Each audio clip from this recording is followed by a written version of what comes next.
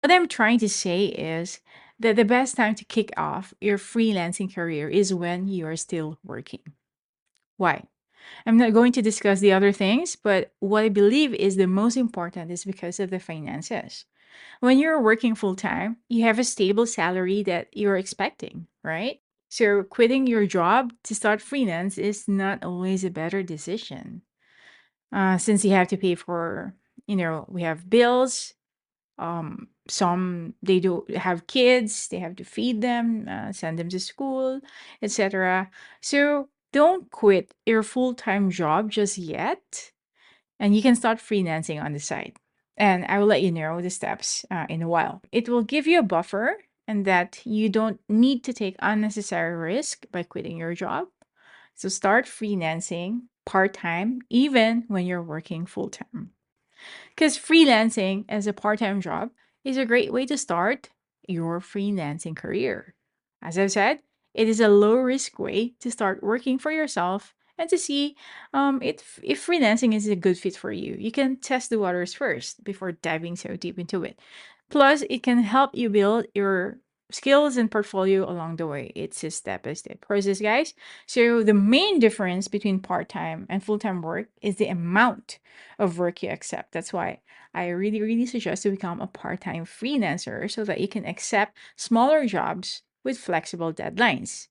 So, again, my advice as a complete beginner is to try freelancing part time before going all in. Well, unless you have other valid reasons, so by all means, do as you please, go full time if you think that's a good reason for you. Before I reveal the 10 tips or 10 steps, I'd like to emphasize this first. You should check with your employer or your company regarding the company's policy of working on such side hustles such as this one, freelancing. There are some contracts that will forbid you from accepting freelance work outside of the company. So you make sure of this first. So, what are your NDA with your current company?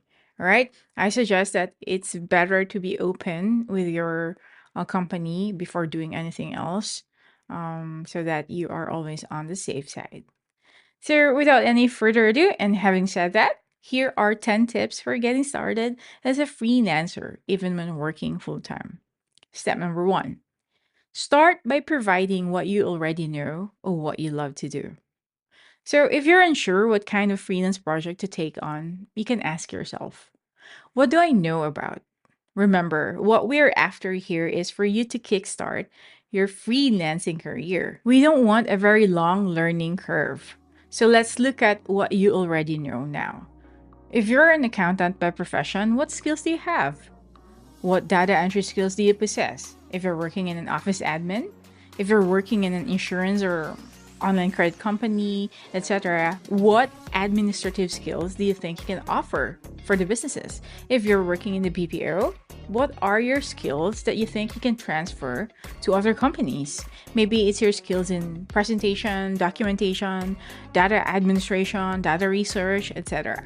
All right? If you don't have skills you think you can use in your freelancing career, as I've said, ask yourself what you love to do. If you're into graphics, maybe check out canva.com. It's free to create an account and try doing some graphic designs and creating social media posts. If you have a talent for writing, try to check out blogs that are written in company blog section. For example, Shopify. You check out the blog section and what are they writing about? What do they write about? Who they write for, etc., etc. Or go to medium.com and search for similar topics that interest you and create your own account there. As I've said, you don't need to overcomplicate things at first, guys. What you need to do is to start with something. So, again, step one is start by providing what you already know and what you love to do. Step two is find your niche and identify your target market. It is very important that um, you identify this on the get go before you start. So, why you need to do this? Because this will greatly help you in getting clients if you have a specific target market. Meaning to say, you're not offering a general service, but a specific service. So, it's easier for you to target people you want to work with. For example, from what you decided in step one that I've said earlier, considering your natural inclinations, you have an experience and you have some connections in this certain industry, you realize you wanted to create social media graphics using Canva or Adobe. So you basically, let's say you wanted to become a graphic designer.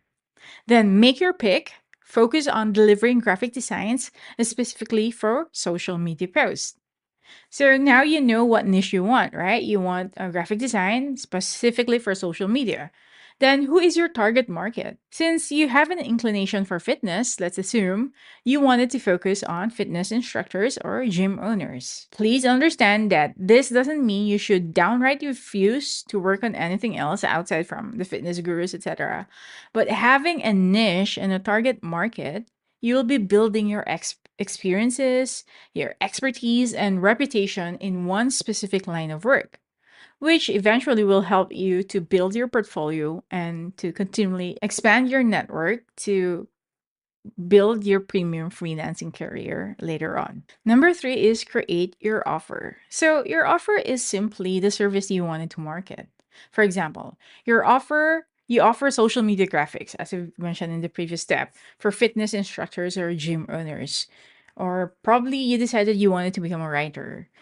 If you're a writer, you offer technology content writing or cryptocurrency or Bitcoin content writing. All right. So create your offer. It is basically your services on what you decided on steps one and two. So that's it. So now subscribe to Article and Design Podcast. Follow us on Spotify or wherever you get your podcast. You can also watch for free only on our YouTube channel. Just search for Article and Design. All these are for free, so please subscribe now to never miss any of our episodes. See ya!